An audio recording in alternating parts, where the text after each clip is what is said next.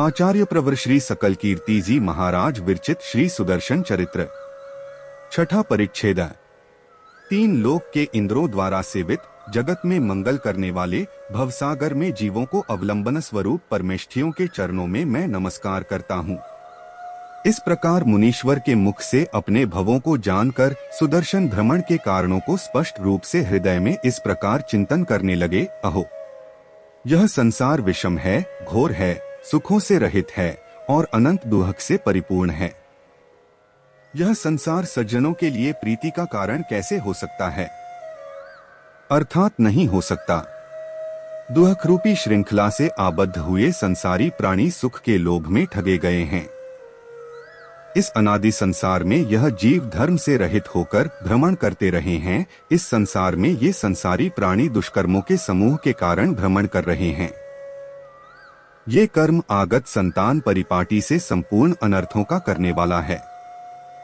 कर्म के कारण भूत मिथ्यात्वादी 5 दुस्त्याज्य प्रत्यय है, जो मोक्ष मार्ग का नाश करने वाले एवं जीवों को दुहक देने वाले हैं। एकांतादि के कारण से उत्पन्न होने वाला मिथ्यात्व 5 प्रकार का है। हालाहल के समान यह मिथ्यात्व निंद्य और अशुभ है। धार्मिकों के द्वारा यह मिथ्यात्व सर्वथा त्याज्य है, चूंकि मिथ्यात्व की संगति से संसार अतिशय रूप से बढ़ता है। मिथ्यात्व महापापों के समान मनुष्यों के लिए दुख राशियों को उत्पन्न करता है। आथ सद्धर्म की सिद्धि के लिए धर्म के इच्छुकों को समयत्व रूपी शस्त्र के प्रहार से शत्रु के समान संपूर्ण मिथ्यात्व का विनाश कर देना चाहिए। सम्यक दर्शन, ज्ञान और चारित्र धर्म है। यह धर्म जगत के को प्रदान करने वाला है। जिस प्रकार विष के कारण दूध का विनाश हो जाता सारभूत सुख है, उसी प्रकार मिथ्यात्व के आश्रय से धर्म के द्वारा प्राप्त होने वाले सुखों का विनाश होता है। मिथ्यात्व नामक यह शत्रु विषम पापों का सागर जगत में दुहकों की खानी स्वरूप है। आथ बुद्धिमानों को इसका प्रयत्न पूर्वक विनाश करना चाहिए। 5 इंद्रियां और मन की जो स्वेच्छायुक्त प्रवृत्ति है वह अशुभ है। प्रमाद के कारण प्रमादी जीवों द्वारा षटकायिक जीवों की विराधना होती है। मोक्ष के इच्छुकों को व्रत और संयम को ग्रहण कर भवों की माता पाप की खाने स्वरूप 12 अविरतियों का त्याग करना चाहिए। 5 इंद्रिय रूपी चोर शत्रुओं को वैराग्य रूपी बंधनों से बांधकर सुखार्थी पुरुष उन्हें समीचीन तपरूपी क्लेशदायक बंदी गृह में डाल देते हैं। जो 5 इंद्रिय रूपी महाधूर्त हैं, उनके कारण दीन प्राणी अनंत दुहक दाई स्त्री शरीर और भोगों को सुखकारी मानकर ठगा जा रहा है।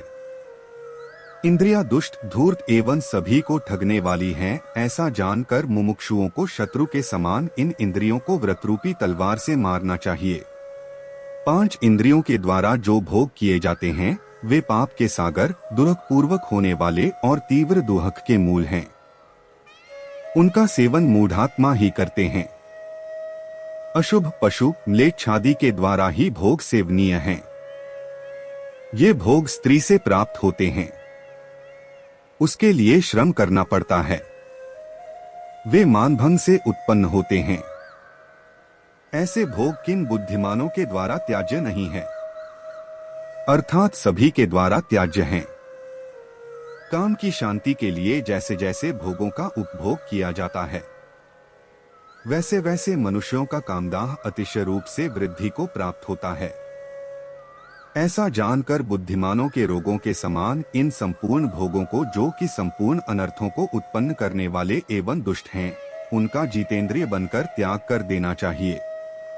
जिस दुष्ट शरीर के द्वारा भोगों का उपभोग किया जाता है, वह शरीर संपूर्ण अशुचि पदार्थों का घर और जगत में निंदनीय देखा जाता है। अहो, इस शरीर रूपी कुटी में सदैव क्षुधा त्रिषादि अग्नि जल रही है तथा कामकोपादि दुर्धर सर्प रह रहे हैं। इसमें धर्मरत्न का हरण करने वाले 5 इंद्रिय रूपी चोर रहते हैं। सुप्त के हेतु से कौन बुद्धिमान एक क्षण के लिए भी इस शरीर में रहना चाहेगा? अर्थात कोई नहीं।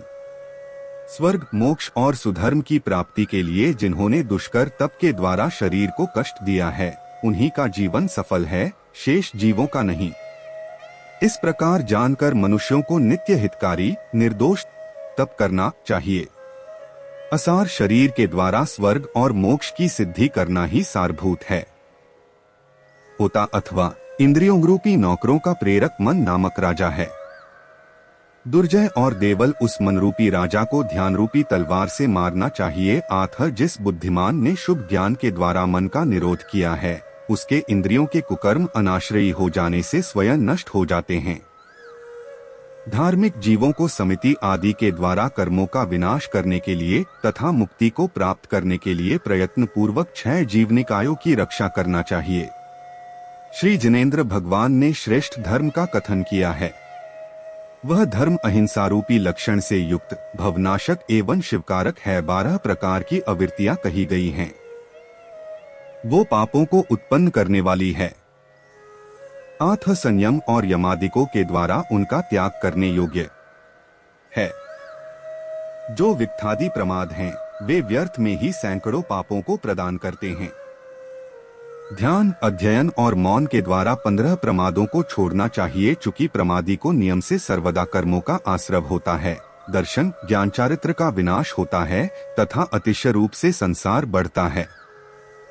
25 कषायें कर्मरूपी शत्रुओं की स्थिति में कारणभूत हैं। असमर्थ जीवों के द्वारा वे दुर्जय भद हैं। मुमुक्षुओं के द्वारा उन्हें जीतना चाहिए। कषायों से युक्त जीवों के कोप से तपव्रतादिकों का नाश होता है। ये कषायें दुहक हैं के समूह हैं तथा करोड़ों भवों में क्लेश प्रदान करने वाले। ऐसा जानकर बुद्धिमानों को क्षमादि शरसंधान के द्वारा मोक्ष सुख की प्राप्ति के लिए इन दुष्ट कषाय रूपी शत्रुओं का विनाश करना चाहिए। मन, वचन और काया से उत्पन्न होने वाले योग के 15 भेद हैं। वे और अशुभ कर्म के कर्ता हैं, उनका निग्रह करना चाहिए। सत्य और अनुभय नामक 2 प्रकार के मनोयोग और वयल शुभ हैं। तुम ये शुभ योग कुशल पुरुषों को पुण्य का बंध कराने वाले हैं। असत्य और उभय नामक 2 प्रकार के मनोयोग और वचन योग अशुभ है। ये अशुभ योग समस्त पाप को उत्पन्न करने वाले हैं। समस्त पापों के आसव में कारणभूत अप्रशस्त मनोयोग को प्रशस्त ध्यान योग से बुद्धिमानों के द्वारा सर्वथा छोड़ने योग्य है। मोक्ष की प्राप्ति के लिए अतिनिंदित पाप प्रदायी संपूर्ण अशुभ वचन योग को मील के द्वारा अथवा सत्यव्रत के द्वारा दक्ष पुरुष त्याग करते हैं।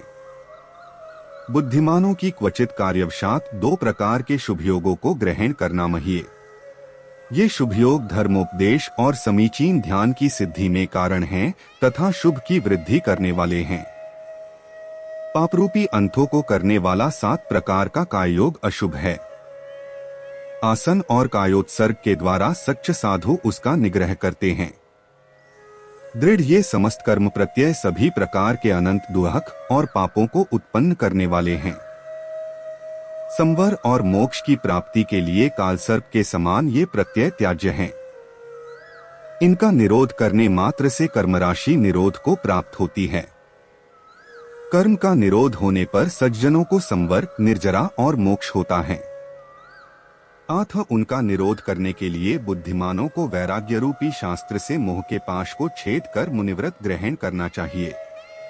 इत्यादि चिंतन के माध्यम से उस बुद्धिमान सुदर्शन ने द्विगुणित रूप से वैराग्य का आश्रय लिया। उसने कांता, पुत्र, बंधु और संपूर्ण संपदा को तृणवत मानकर छोड़ दिया। 10 प्रकार के बाह्य तथा दुस्त्याज्य मिथ्यात्वादी 14 प्रकार के अंतरंग परिग्रहों का त्याग कर वह व्रतों की प्राप्ति के लिए निःशल्य हो गया। उन्हीं योगींद्र को उसने प्रणाम करके अपना गुरु बनाया। मुनींद्र की आज्ञा से उस शुद्ध मनस्वी सुदर्शन ने समता सर्वत्र सारभूत है ऐसा उच्चारण करके वह कैवल्यादि गुणों को प्रदान करने वाले 28 संख्या से युक्त मूल गुणों की भावना करने लगा।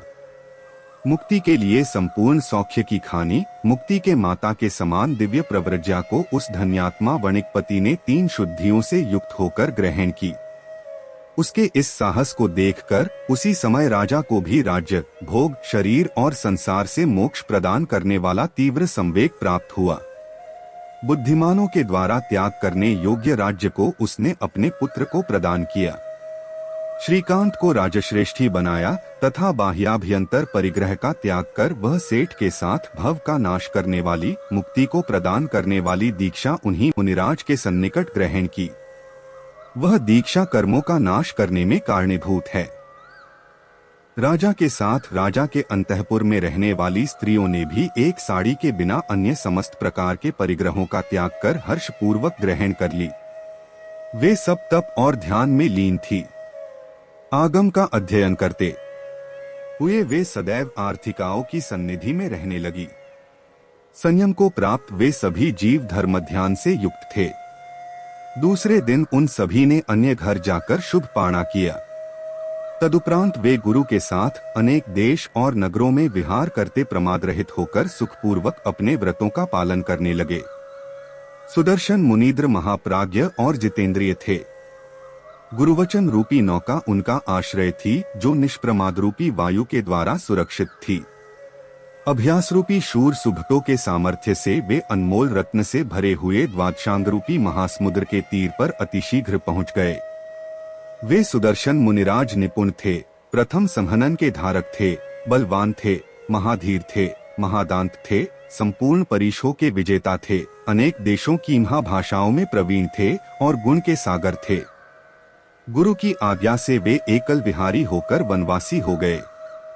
एकल विहारी होकर उन्होंने अपनी श्रेष्ठ दीक्षा को संपूर्ण मूल गुण और उत्तर गुणों के साथ त्रिशुद्धि पूर्वक पालते हुए अनेक स्थानों पर विहार किया। कर्मों का विनाश करने के लिए उन्होंने अपने सामर्थ्य एवं वीर्य को प्रकट कर तथा आत्मवान बनकर 12 प्रकार के तपों को प्रारंभ किया। वे पक्ष, मास, 6 मास आदि की अवधि से उपवास करने लगे। वे उपवास शिव सुख के प्रदायक और इंद्रिय तथा कर्मरूपी वन को जलाने वाले थे। कभी वे अवमौदर्य तप से युक्त हो पारणा किया करते थे। प्रमाद की हानि के लिए वे आधा अथवा आधे से भी आधा अथवा स्वल्प भोजन करते थे। चौराहा अथवा घर आदि की प्रतिज्ञा कर वे भिक्षा को प्राप्त करते थे।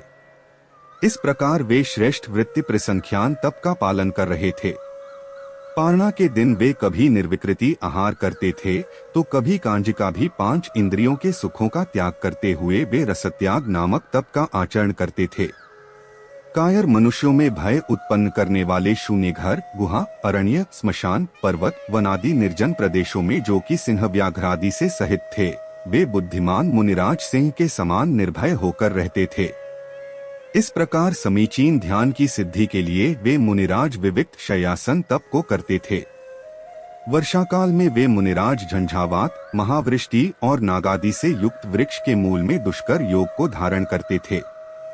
वे शीतकाल में चौराहे पर, नदी तट पर अथवा जहाँ शीतलता के कारण वृक्ष जल गए हैं, ऐसे स्थान पर देह का ममत्व छोड़कर लकड़ी के समान स्थिर हो जाते थे। ग्रीष्म काल में वे बुद्धिमान मुनिराज उत्तुंग पर्वत के शिखर पर, जो कि सूर्य किरणों के द्वारा संतप्त हो चुके हैं, ध्यान रूपी अमृत का स्वाद लेते हुए तथा श्वेत बिंदुओं से युक्त अंग वाले होकर दुष्कर और निर्दोष कायक्लेश नामक करते थे।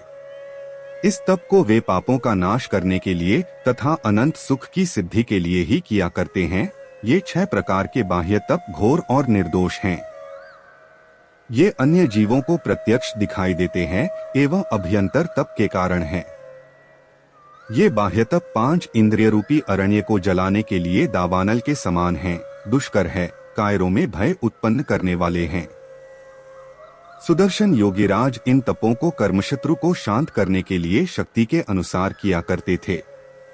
यद्यपि वे निष्प्रमादी होकर व्रत पालते थे, तथापि क्वचित दैववशात अतिचार होने पर व्रतों की शुद्धि के लिए प्रायश्चित तप का आचरण करते थे। प्रायश्चित के द्वारा उनके समस्त व्रत संपूर्ण दोषों से रहित होकर विशुद्धता की परम कोटि को प्राप्त होते थे। वे मुनिराज रत्नत्रय से विशुद्ध तपस्वियों का त्रिशुद्धि पूर्वक दर्शन, ज्ञान, चारित्र और तपयुक्त विनय किया करते थे। इस विनय के कारण उनके रत्नत्रय में परम विशुद्धि उत्पन्न हो चुकी थी। 3 लोकवर्ती ज्ञेय पदार्थों को प्रकाशित करने वाली संपूर्ण विद्यार्य विनय के कारण उनमें स्फुरित हो चुकी है। आचार्यादि तपध्यान योगादि गुणों में अधिक तपस्वी साधुओं की वे अपनी शक्ति के अनुसार हर्षपूर्वक वैयावृत्ति किया करते थे। वैयावृत्ति के फल उन्हें तपविधि में धैर्य उत्पन्न हुआ। संपूर्ण इष्ट वस्तुओं को प्रदान करने वाली परम दर्शन विशुद्धि को उन्होंने वैयावृत्ति के द्वारा प्राप्त किया। वे जितेंद्रिय और निष्प्रमादी मुनिराज निरंतर द्वादशांगी श्रुत का 5 प्रकार का स्वाध्याय किया करते थे। वाचना, पृच्छना, अनुप्रेक्षा, आमनाय और धर्मोपदेश, इन 5 प्रकार के अज्ञान रूपी अंधकार का विनाश करने वाले स्वाध्याय का वे आचरण करते थे। स्वाध्याय के कारण उन मुनिराज की स्वप्न में भी ध्यान से विच्युति नहीं होती थी। संवेग के कार्य में उनका चित्त निरंतर स्थिर रहा करता था। वे धीर मुनिराज पक्ष मासादि के अवधि से निर्जन स्थान पर लकड़ी के उमान होकर विविध प्रकार का व्युत्सर्ग तप किया करते थे। कायोत्सर्ग के कारण जगत काय सौख्या से निकी प्राप्त हो चुके थे। यही निर्ममत्व उनके कर्म संतति का नाशक था। जन्नोष की संगति से उत्पन्न, मनोज के अन्य से उत्पन्न रोगों के कारण से उत्पन्न तथा निदान से 4 प्रकार के दुष्ट न है। वे मुनिराज प्रशस्त ध्यान के योग से शुभ का विनाश करने वाले अर्थ ध्यान का विनाश कर चुके थे। अत वह अशुभ ध्यान उनके निर्मल मन स्वप्न में भी प्रवेश नहीं कर पाते थे।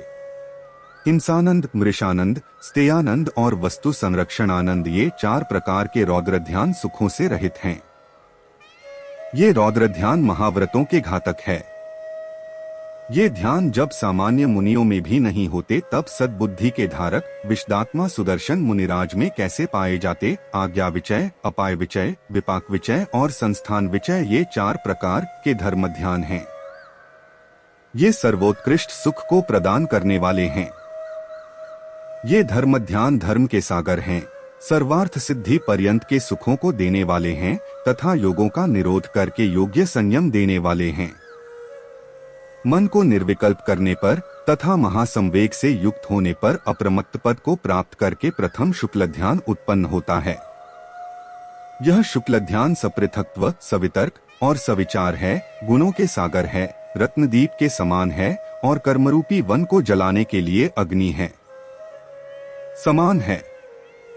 उस शुक्ल ध्यान के और भी 3 भेद हैं जिन्हें वे आगे निश्चित ध्याएंगे। मुनिराज ने उन ध्यान सामग्री को प्राप्त किया जो केवल ज्ञान और मोक्ष को देने वाली है। ध्यान से तत्काल महान परमानंद उत्पन्न होता है। उससे क्षण मात्र में ही दुष्कर्मों का जाल नष्ट हो जाता है।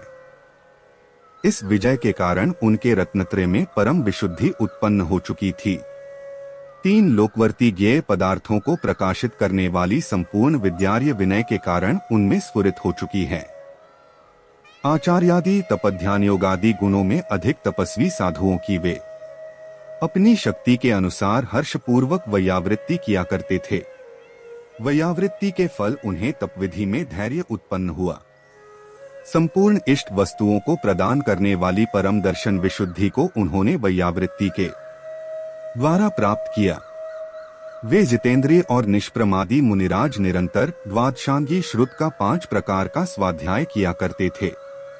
वाचना, पृच्छना, अनुप्रेक्षा, आमनाय और धर्मोपदेश, इन 5 प्रकार के अज्ञान रूपी अंधकार का विनाश करने वाले स्वाध्याय का वे आचरण करते थे। स्वाध्याय के कारण उन मुनिराज की स्वप्न में भी ध्यान से विच्युति नहीं होती थी।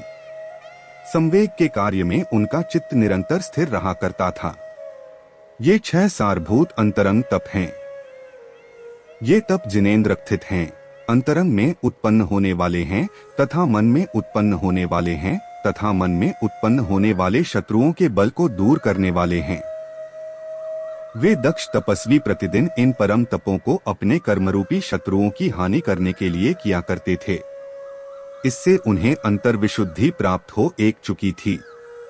इन तपों के कारण उनके कर्मपुद्गल वैसे ही शिथिल हो गए जैसे मंत्र शक्ति से सर्प अपना कार्य करने में असमर्थ हो जाते हैं। इस तपोविधि के कारण सुदर्शन मुनिराज में महान शक्ति उत्पन्न हो गई थी।